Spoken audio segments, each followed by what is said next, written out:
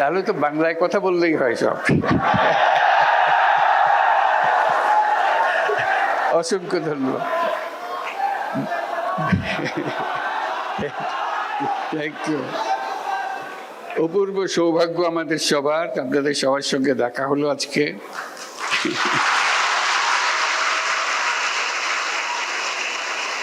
আমরা দেশের সবার পক্ষ থেকে আপনাদেরকে বিজয় দিবসের শুভেচ্ছা জানাচ্ছি।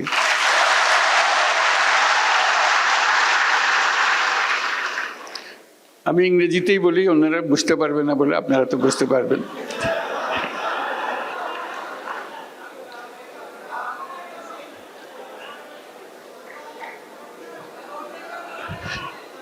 একটু পরে বাংলা বলবো, আগে ইংরেজিতে বলিনি কিছুক্ষণ।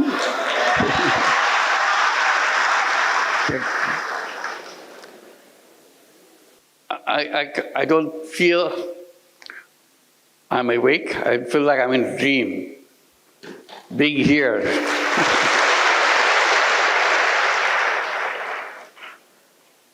It's a stunning experience to come to such a prestigious, such an influential institution in the whole world. I admired from a distance. In the past, whenever I came,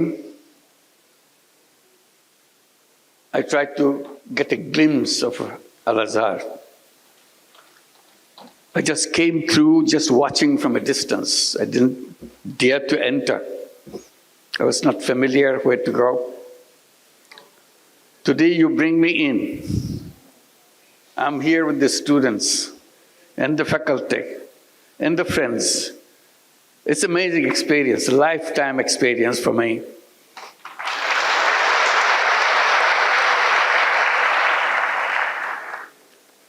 I give my greetings to Grand Imam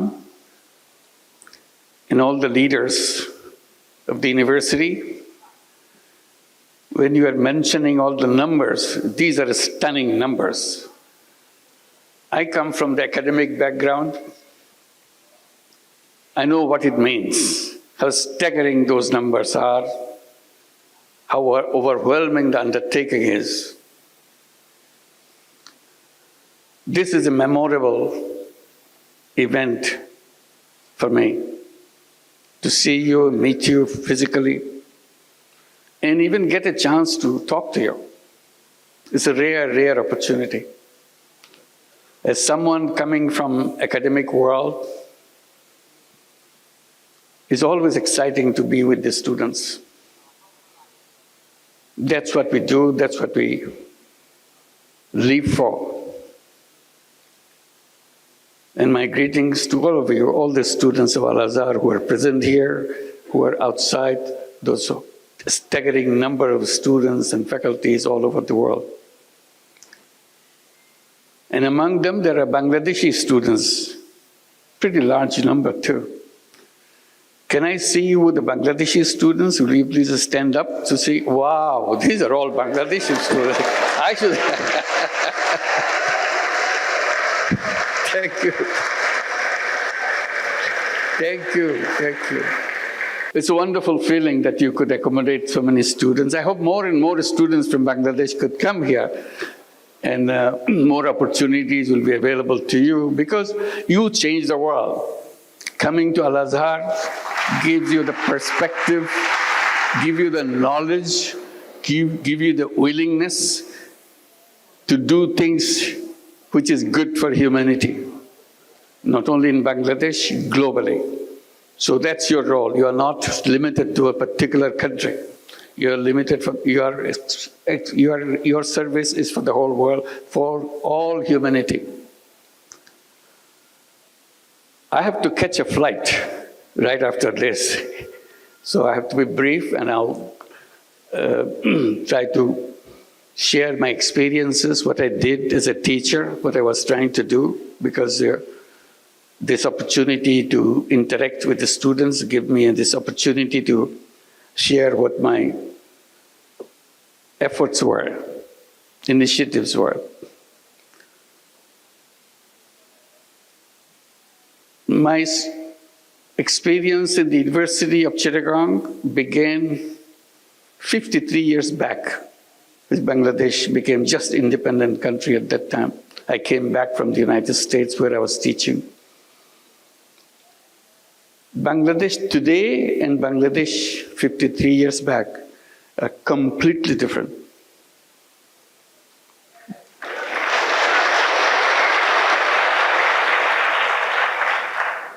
Bangladesh was the poorest country in the world. That was its title.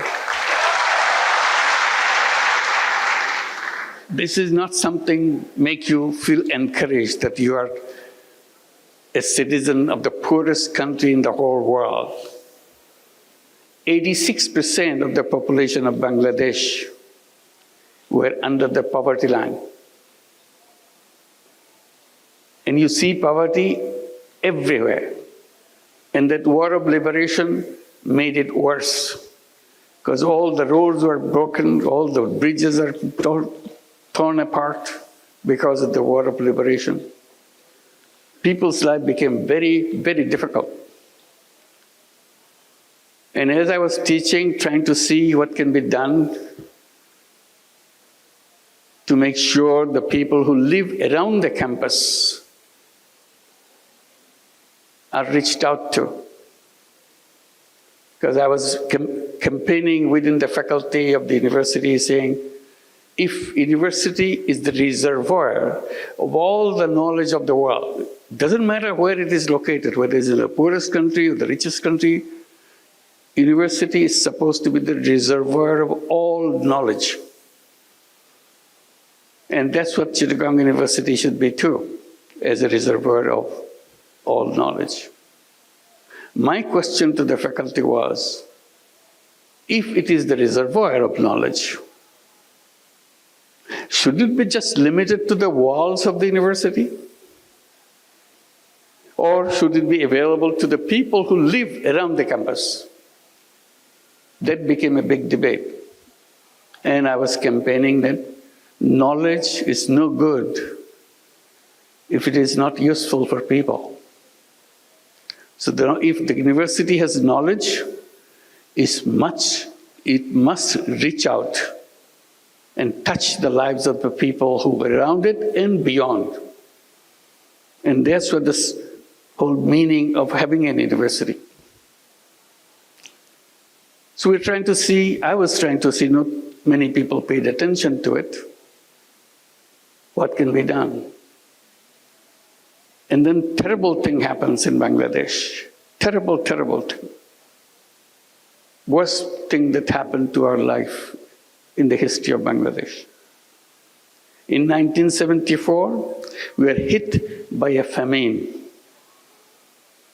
And Bangladeshi students probably heard about it, but others may not. An enormous number of people were dying of hunger throughout the country. You literally see dead bodies on the street every day.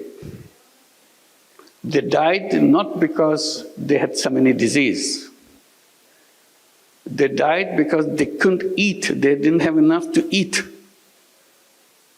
And dying by hunger is the most painful way to die. Death approaches very slowly. The day you die, the moment you die, you cannot distinguish, nobody can distinguish at what point you are alive, at what point you are dead. It's a very slow-moving process. And suddenly, it shocked everybody. That is death by hunger, massive number of people in Bangladesh. And that hit us too in the university. So one of the things I was trying to do, if shortage of food is the problem, people couldn't eat, all I can do at least try to help the village next door to the university campus do not have shortage of food. So my first effort was to make sure there is no shortage of food in one village which is next to the university campus. So I did lots of different things. Then I saw no matter what I did, there's still a large number of poor people in the village who couldn't afford to buy that food, even if they had the food in the village. So I was trying to see how do you do that. One traditional way, give them charity, give them some money so that they get some food. And I was wondering whether there's a good way to do that, because religions, most of the religions say that, give charity to the people for good reasons. But I was kind of hesitant, because this is something which doesn't lead to the solution. It only perpetuates the problem. So I kind of took a different decision that I don't want to go by that route. It's a good one, but I don't want to pursue that road. I was looking for something which can be sustainable. Opportunity came, some of experience of interaction with a villager, a village woman. And she was explaining how she survives in a daily way. But in her survival process, she had to borrow money from someone to make some stool. And then the lender, which is the trader, gets all those stools to himself and sells in the market. And he gives the lowest possible price for those stools that the women made for. So she was totally cheated out of the whole deal. So she remains poor, but she struggles hard to make sure she gets a meal next morning or next day. The reason she didn't have the money to buy bamboo, which goes into the stool, I asked her, how much does a bamboo cost? So she borrowed the money from the trader. She said maybe about 50 cents, US dollar wise, or maybe a little more if you are looking for a good quality. I said, what if somebody gave you that 50 cents as a loan, can you pay it back? I said, of course I can pay it back, because I pay him much more than that. So paying you back is no big deal. I thought about it. Should I give her the 50 cents and let her be free from the moneylender, trader? Or she should continue the same relationship and see what happens. So I did give her the money. But I thought about it. Next morning I came back to her and said, okay, I'll give you the money. The deal is you'll return the money to me once your business is done, and then you can borrow more. So this was the start of something that I continued, because I was so excited that she really paid it back, and I gave her money back again. So I told the villagers, in the meantime I became very familiar with the village women and village people. I said, if you need money, come to me. I'll give you the money. This is in a circumstances, in an environment where money lenders will give you money, and for that money you have to give away everything. Still your money is not paid back. That's what the money lending practices in Bangladesh and many other countries is all about. Here I am, I'm not talking about taking away everything. I'm just asking for the money to be back, that's all. Whatever I gave is returned to me. People thought, oh, it's so easy. So it became very popular. The more popular it gets, more excited I get. Because it helped people. They started doing things and paying me back. Then I thought, this is not my job. I'm a teacher. Why should I lend money to people? This is the job of a bank. So there are several bank branches in the campus. So I went to the bank branch that I'm more familiar with. I told him, why don't you do that? He told me, no, banks don't lend money to poor people. That's not their job. I said, what is your job? To lend money to people who need money, lots of money.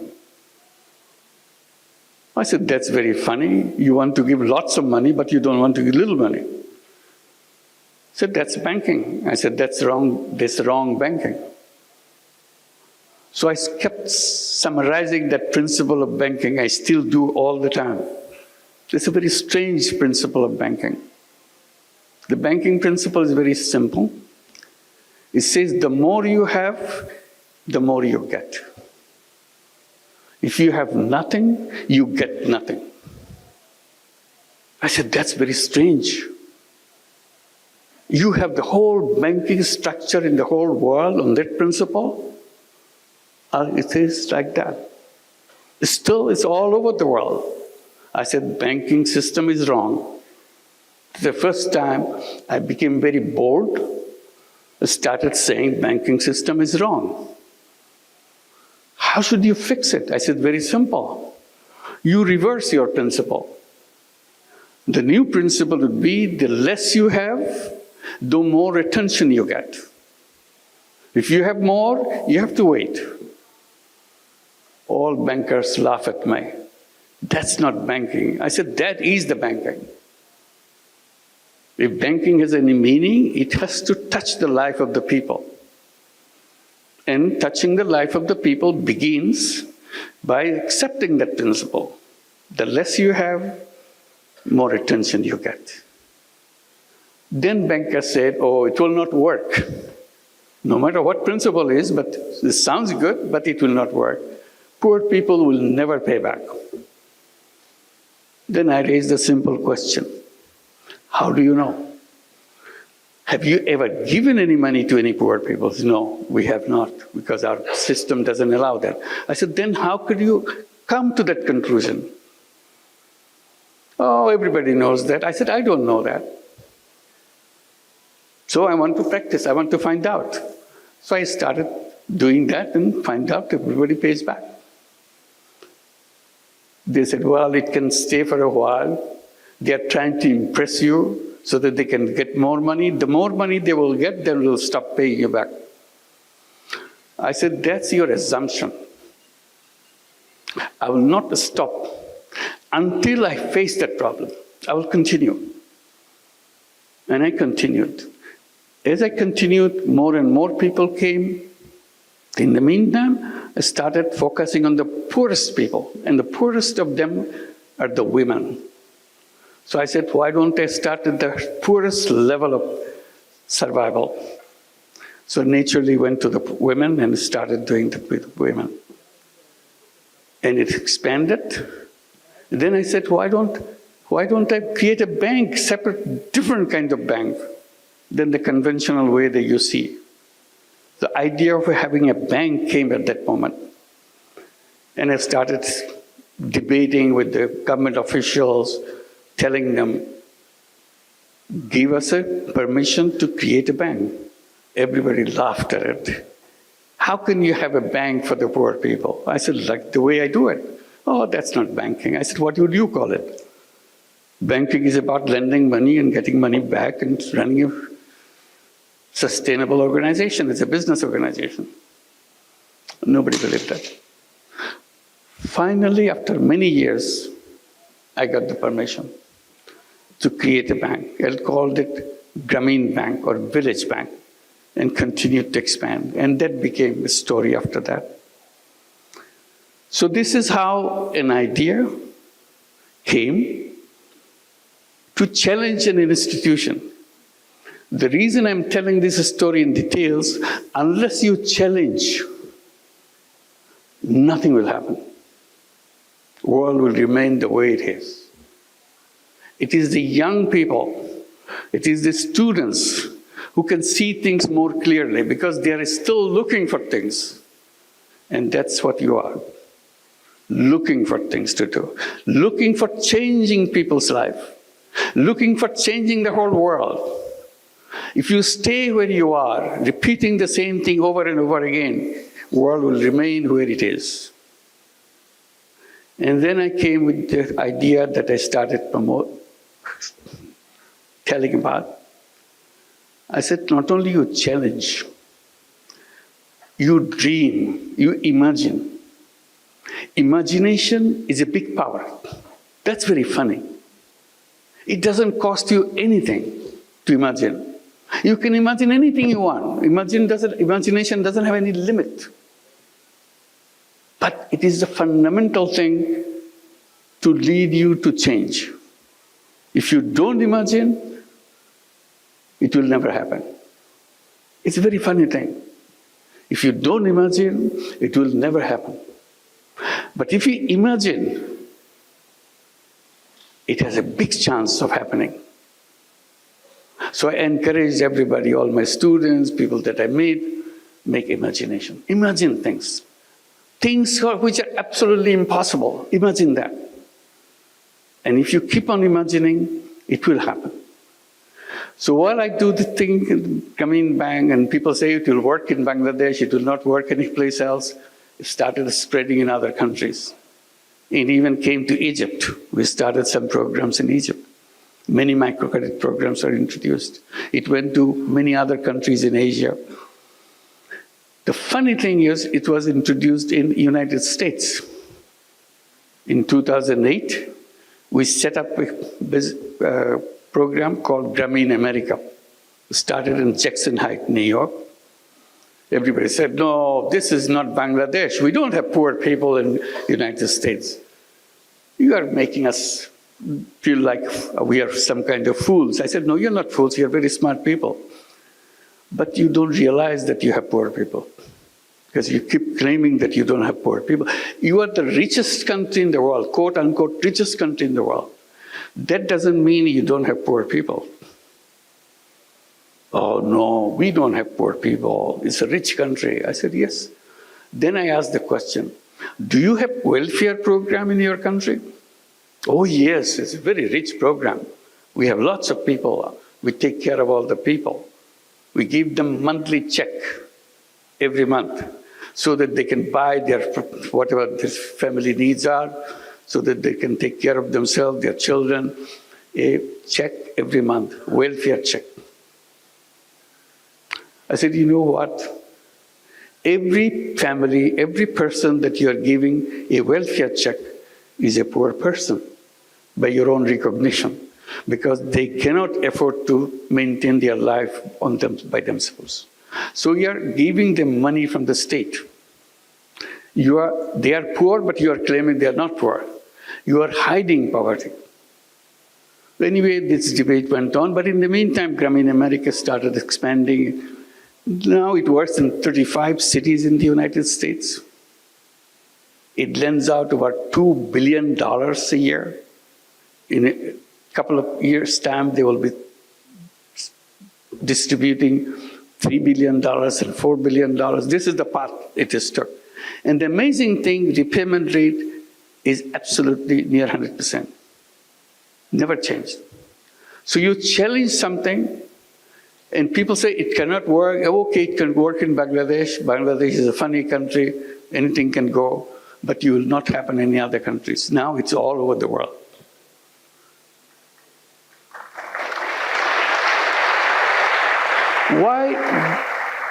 Why women? I explained. And I said, women are not only poor in terms of income, they are also poor in health. If you are poor, you're always poor in health. If you are a poor woman, then all the diseases of the world is heading for you. That's the situation of poor women. So along with microcredit, all the loans that we give, savings that we take, we started looking at the condition of healthcare of the poor women. So we built up a whole healthcare program. We have healthcare program in every village so that we can take care of all the women. We have over 10 million borrowers, meaning 10 million women in our system, in the Grameen Bank in Bangladesh. So there's lots of people needing healthcare. So we introduced our healthcare system, and it worked very well. And we created many other systems to help the poor people. And people say, why are you doing all these things? Why don't you leave it to the state to take care? I said, look, the state government can do whatever they can do, but every citizen has a right and obligation to do what he or she can do. So we are simply using our right to make sure we make life for other people better. That's what we are doing. But you're doing it you're charging people fee, you're charging people money to run this. Why don't you do it as a charity? I said, I'm always trying to stay away from charity, but charity has one limitation. Charity is a wonderful word, wonderful idea, because that's the only place where poor people could survive, charity. I said, I am saying that it can be done in another way. Because charity, when it goes, helps people, it does help people. But money that goes, it never comes back. So you have only one-time use of your money. So you have to find fresh money to do the same thing again. I said, what I'm doing, I'm trying to create it as a business proposition. So money goes out and does the job, and money comes back. So you use the money again and again, it never stops. I said, this is more powerful. Charity money has one life, but if you do it in another way, where it's a business proposition, then it has an endless life. Then you say, then you must be making a lot of money. I said, no, I'm not making money. That's not what I do. I promised to myself that I'll never make any money for myself. That's it, simple proposition. So I don't need to make any money for myself.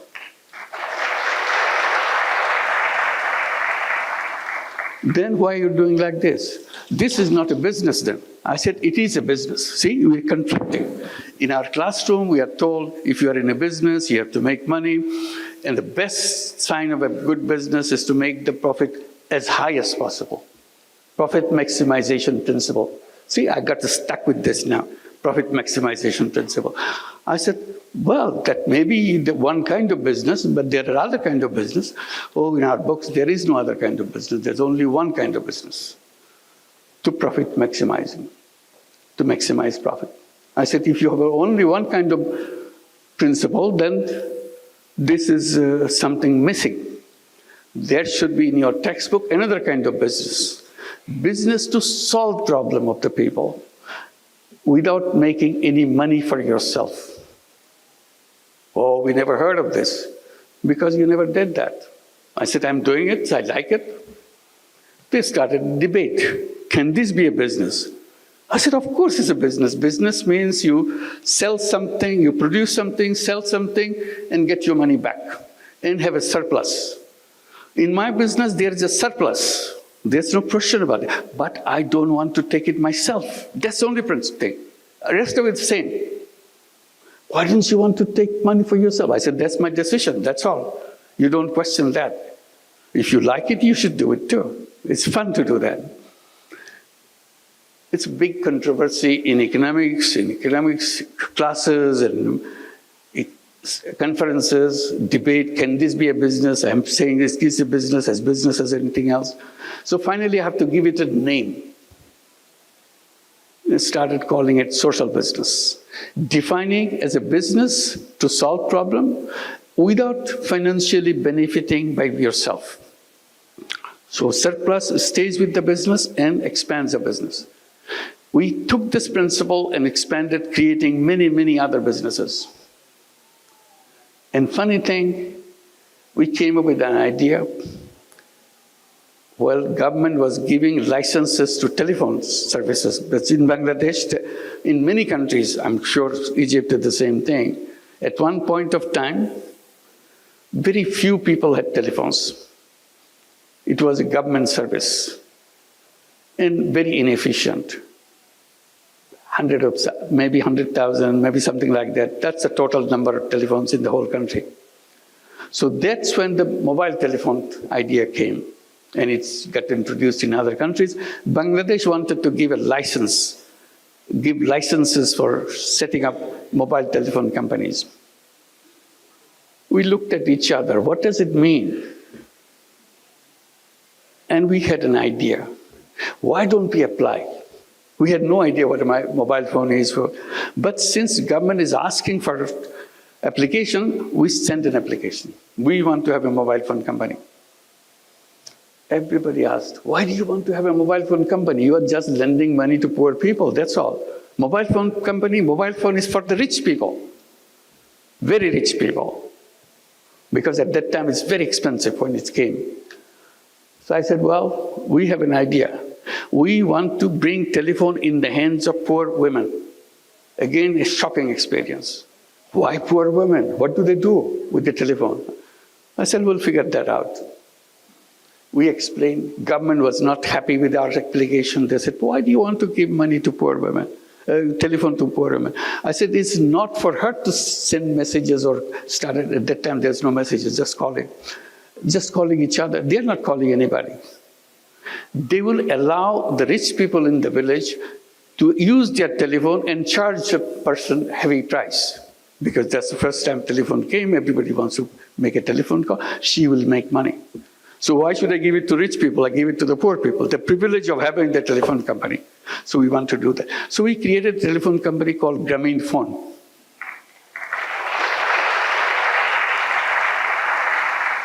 Government official asked, you said your women are illiterate. I said 100%. All our women are illiterate. They cannot read, they cannot write, they cannot even write their names.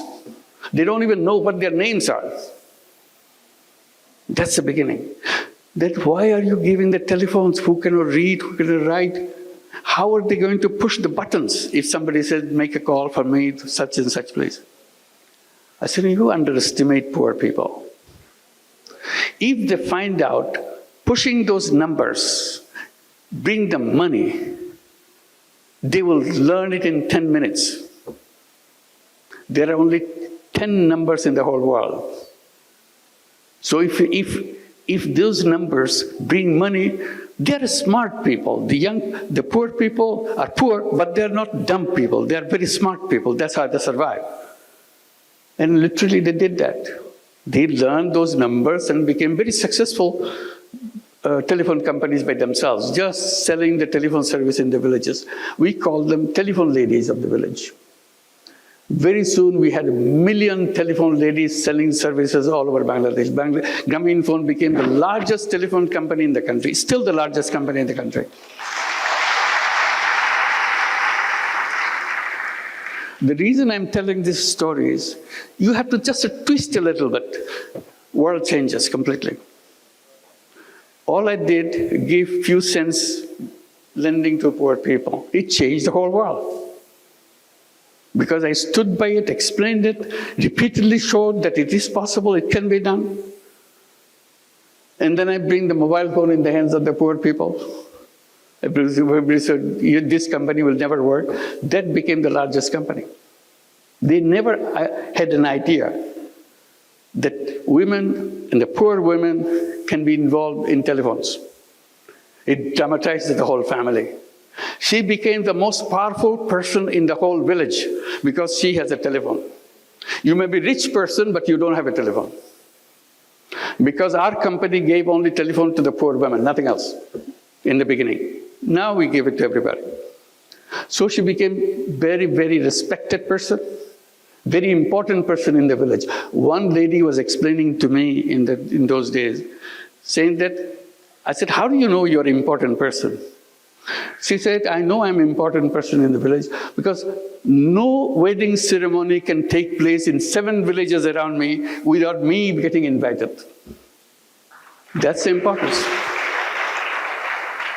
So it's powerful, it gave them power, it brought technology, their children changed. We pushed these children to go to school, we gave them scholarships. From illiterate families, they went to universities, they got their PhDs, many of them became doctors, engineers. I said, there's nothing wrong with the children of poor families. Simply, they didn't have enough finance to go through the school system. After they go to the school system, they're as good, even better. They're topping the class. So it's about perception, how you look at the world, what you want to do with the world. So now I talk about creating a new world. I call it world of 3 zeros.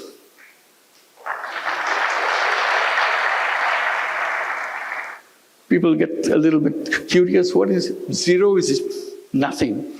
So what 3 zeros mean? It's very simple to remind ourselves.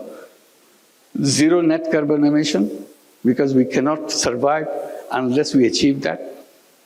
Zero net carbon emission. Zero wealth concentration.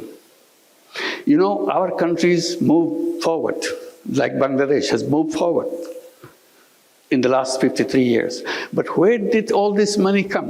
Where did it go? It went to the several people, several families in the country. Bulk of the people is still at the bottom.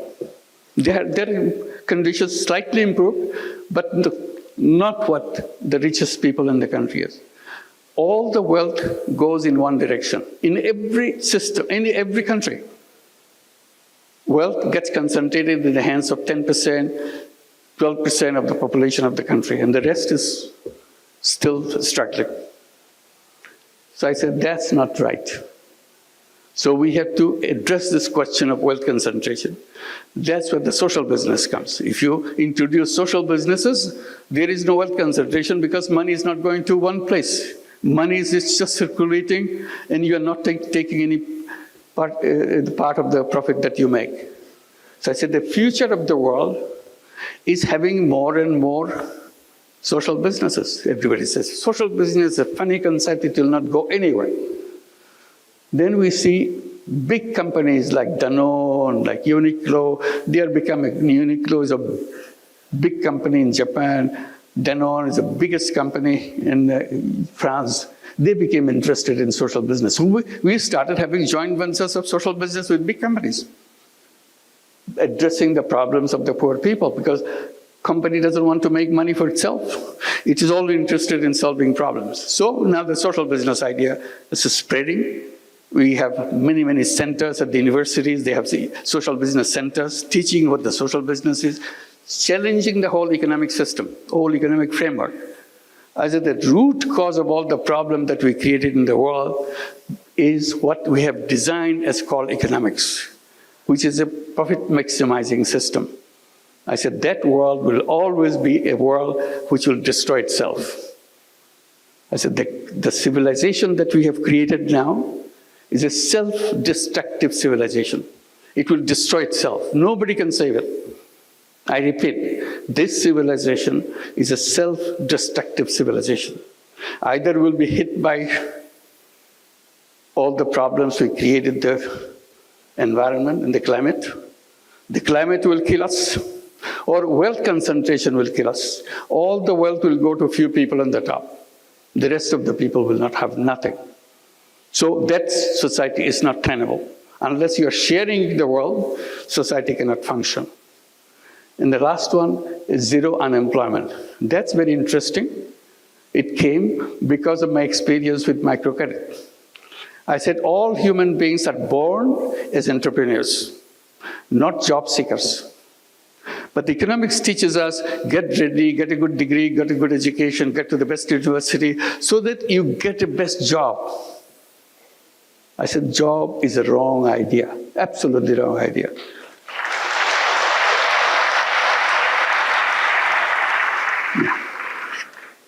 We have to leave. It's a couple of minutes.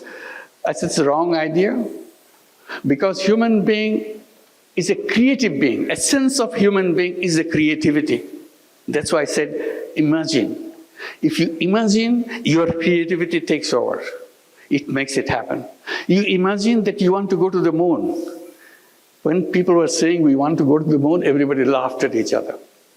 Such a funny idea, human being going to the moon.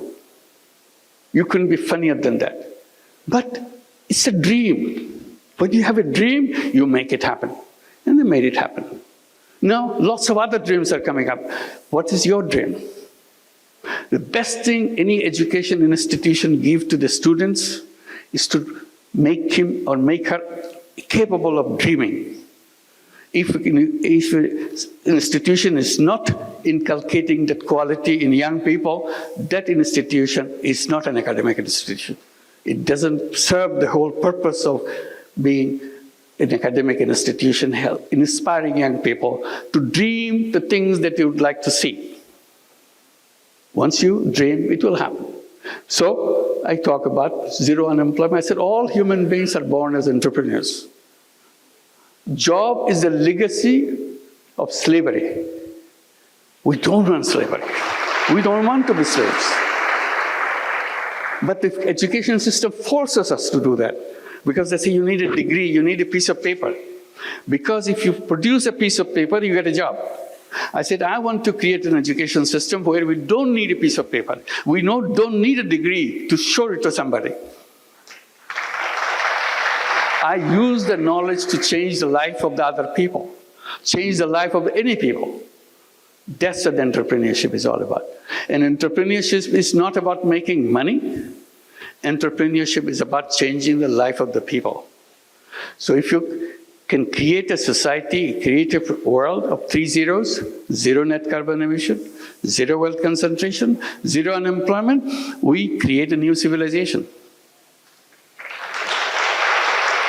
That's the challenge. That's the task that we have. এই কথা বলার জন্যই আপনাদের কাছে আজকে আসলাম। আপনাদের